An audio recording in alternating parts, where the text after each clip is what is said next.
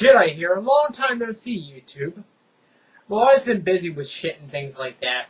Well, as promised, I was gonna get my 2 cents on the PS3, or PS triple, as some people like to call it. And if you've seen in my video game collection video, you've seen that I've bought myself a PS triple. Here. I bought mine off eBay for about 350 bucks. This ain't the 60 gig though, this is the 20, as you can see, because it's got the black trim right here.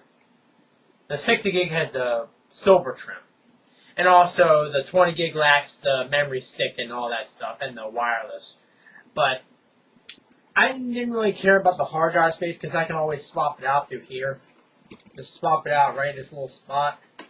You just get yourself a bigger hard drive, and it takes a Serial ATA laptop hard drive. So you could probably buy an 80 gig or 100 gig and get yourself and swap out the hard drive. And I'm just here to talk about whether it's worth $500 or $600. Well, since they discontinued the 20 gig now, if you didn't hear, they discontinued the 20 gig. Now this is going to have the 60 gig. So I'm going to answer some of your questions whether it's worth $600 or not. Okay. Alright, well, as you can see here, here's the PS3 console, as you can see.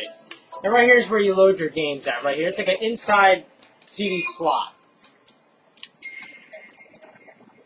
You load your PS1, PS2, PS3, Blu-ray, and DVD ROMs right through here. This thing is a fully compatible PS1 and PS2 player, as well as a Blu-ray and DVD player. And as its own PS3 play, as it plays its own games as well. And if you want to just inject the game, just press the little inject button and it pops right on out. And also you can connect a HD TV through the back through a HDMI output connector in the back, as well as an Ethernet connection if you want to hardwire it.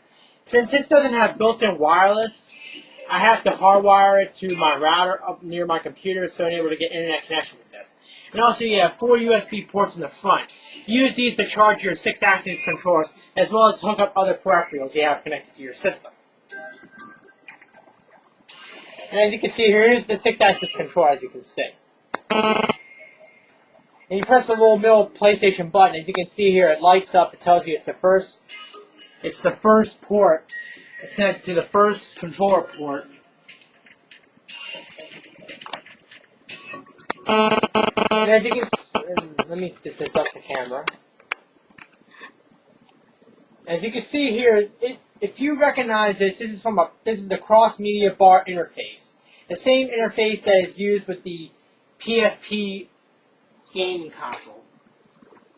Except that you have more capabilities with it. You can log in as different users under your machine. You can create different users, sort of like in an operating system. So if you want to log into different users under Windows or Macintosh, you can create a new user. You can have different users under different settings and things like that. As well as you can update your system, such like as in the PSP, you can do your system update, which updates the firmware in the system, as well as change other settings, such as music settings, chat settings, display settings, security settings if you want to set parental controls on your DVDs and things like that, as well as network settings if you want to set up different ways to connect to the internet and things like that. You can also get photo galleries, but their one main drawback with this is that you cannot set a custom wallpaper up, which is a big drawback considering the fact that you can do it on the PSP Portable. You can do it on the PSP, but you cannot do it on the PS3. That is a big drawback. You can also download music, and you can also play music on here, such as MP3, WAV files, and things like that. As well as you can download videos. I really don't use it as a multimedia machine. I use it mainly as a gaming console. This thing just tries to integrate everything in one. They try to integrate as much as a computer function into this machine as well. That's the reason why they call it the PlayStation 3 Computer Entertainment System. And also, here's the gaming. This is where you have all your game saves, such as, I only have 2 games as of right now for the PlayStation 3. I have Gundam Crossfire, which I bought for about 30 bucks off eBay. It's not that terrible, but it's not that great either. But I wouldn't pay no $60 on it. It's not worth the 60 bucks though. But if you can get it cheap, then, and since I'm a Gundam fan, that's another reason why I own it. And also, I own Virtua Fighter 5, which is probably the best game on the PlayStation 3 right now. Genji is pretty good also. I played the demo, but it's not really all that great. but it's pretty decent. And also you have your memory card utility here, which is where you have all your, you can create virtual memory cards around your PlayStation 3. You can create a new internal memory card, which will recognize, which the PlayStation 1 or PlayStation 2 player will act it as an actual memory card into the system. And you can also load other things. You can also copy data from your other memory cards through a USB connector called the memory card adapter. You connect that through a USB into the USB port in the front, and then you can copy your memory card data through the PS2 or PS1 memory card onto the PS3. However, you cannot go the other way around, though, which is a big drawback. So you cannot back up your game saves onto the memory card. So in able to really back up any kind of things that you have on your hard drive, you need some way to connect it to a PC, some way, somehow. And also here you have your same data utility, things like that. And also here you can play downloaded games that you downloaded from the PlayStation Store. Like I downloaded the full game of Tekken 5 Dark Resurrection, which is pretty much an arcade port of the Tekken 5 Dark Resurrection game on the PlayStation Portable.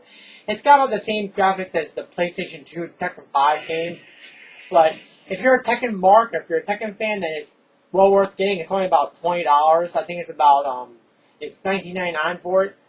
You can also play other demos such as Motorstorm and things like that you've downloaded. Resistance, the new Gran Turismo demo, which is going to be for the new Gran Turismo game that's coming out this next-gen console.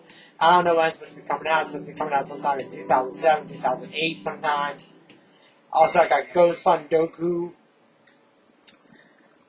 And also, you have here your network. You can go to the PlayStation Store. You can go to the internet browser.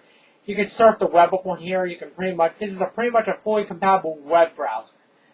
You can go to different websites. You can type in different web addresses. And also, you can connect a USB keyboard and mouse to this as well. So if you don't want to use your controller to surf the web, you can connect it through you can connect the USB keyboard and mouse to this. So you're not stuck using the controller.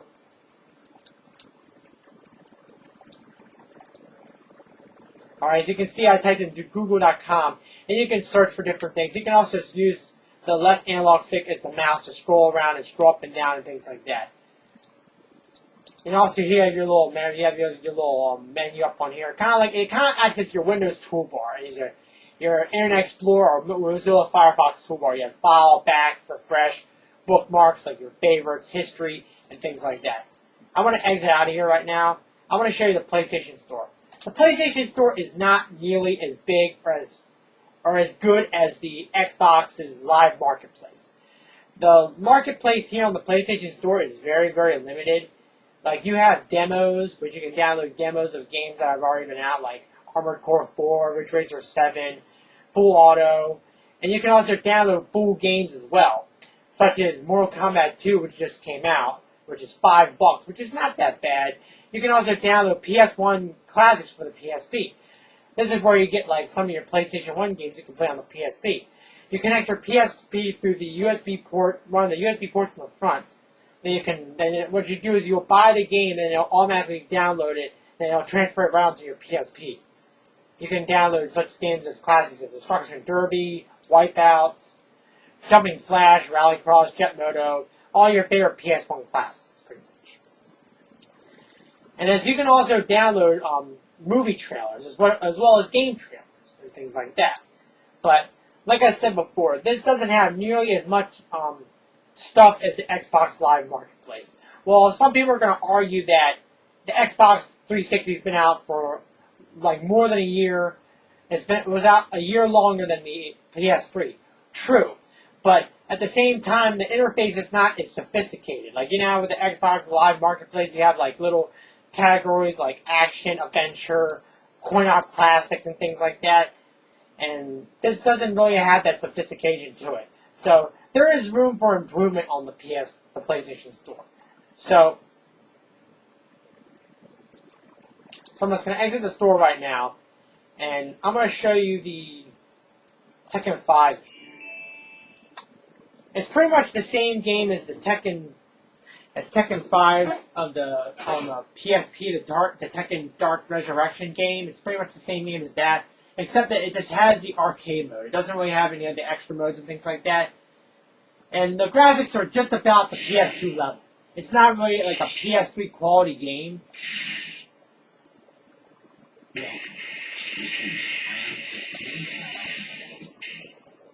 Get ready for the next battle. Round 1. Fight.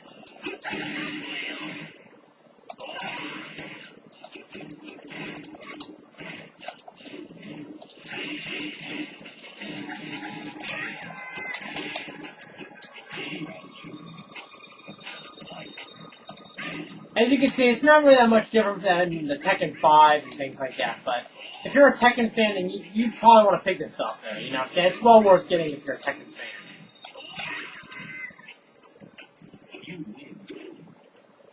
And also, another good thing about this is that you can also exit the game anytime if you want to. You can, what you do is you press the middle button in the middle of your 6-axis controller, then you'll bring up to a menu saying, and then you can go to Quit Game, as well as you can change memory card slots as well. If you want to play like PS1 or PS2 games, then you can switch memory cards as well.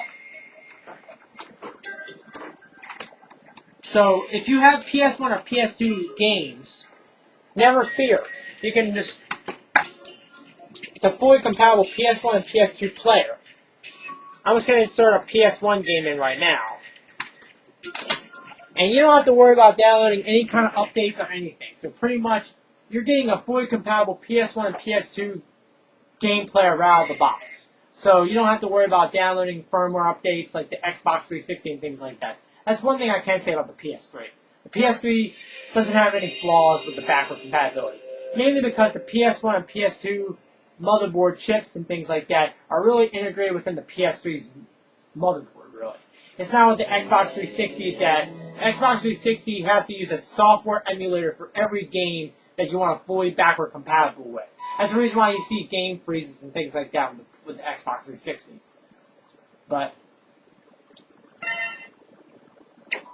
And it's pretty much flawless, really. I mean, like, pretty much you wouldn't really tell the difference if you're playing this on a PS1 or a PS2 or PS3. So that's one thing I can say about the PS3. So let's review, shall we? So here's $1 million question, people. Is this thing worth $600 to you? Well, in most cases, no. If you want a fully compatible Blu-ray player, or if you're looking for just like the cheapest Blu-ray player you can find, then the PS3 serves all your needs. But as it stands right now as a standalone game console, nah. Because limited amount of games as of right now, because it's very, very hard to develop games for it due to it being so expensive since the technology is very, very new. And also the limited amount of online capability kind of makes this thing very, very lackluster as of right now. Because there's only a few games out on the PS3 that really make the online play worth having. Like, you have Resistance, which is just another run-of-the-mill first-person shooter. That does have online play, but that doesn't really interest me. I'm not really a big person for first-person shooters, you know? So I'm not really a big fan of that. So there's really nothing worth online playing at the moment right now. And also, Xbox has pretty much like got every single multiplayer game online Xbox Live capable. So pretty much Xbox Live's compatibility is very, very beats the PS3's online capability out of the water. Okay, the Xbox Live Marketplace is just way better than the PS3 store at the moment. So hopefully in the future we might be seeing some better games coming out as soon as we see some more third-party developers coming in, such as Squaresoft, Konami, Capcom, and a few others, hopefully to bring out some games. Because as far as we know, the only game that's really guaranteed worth coming out on the PS3 is going to be the Ninja Gaiden Sigma game. And Devil May Cry 4 is going to be on the Xbox 360 and PC as well as the PS3. So really, and also you got Tekken 6. But as of right now, this thing is not really worth that much getting right now. If you want a fully compatible PS1 and PS2 player, then this is worth getting along with a Blu-ray player. But as it stands right now, I would say either get the Wii or the Xbox 360 because they have a way better game library at the moment. So really the only thing that this thing has really been using for is playing Phantasy Star 3 on here because I've just been playing my old Genesis games as of late. So really, and also another grub about it is the actual controller. The controller is nice and light, but it lacks the rumble function on this, okay? It lacks the rumble function. The reason why it lacks the rumble function is because Sony got sued for using the rumble technology without the company's permission. So that's the reason why they could not use it for the PS3 controller, because they didn't have the rights to it. So we might be seeing an update to this controller, hopefully. We can see a wireless rumble 6-axis controller. Other than that, this is nice and light. It's perfect for using, like, if you don't care about the rumble, this is nice and light. It's nice and lightweight and everything, you know. It's like a little toy. But my advice to you is that if you're a Sony mark, I would say wait a while. Because me, at one time, I was a Sony mark. Like, I love the PS1. The PS1 is probably one of my favorite consoles out there.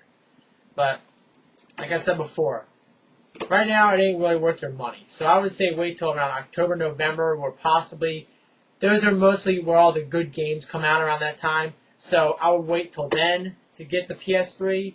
Hopefully we'll see Kingdom Hearts 3 and a few other RPGs out on the market for this thing. And some PS3 exclusive games. So hopefully Sony's PS3 will get better and hopefully it will warrant a purchase. Okay? And next episode, crappy games. Kagiki for the Genesis.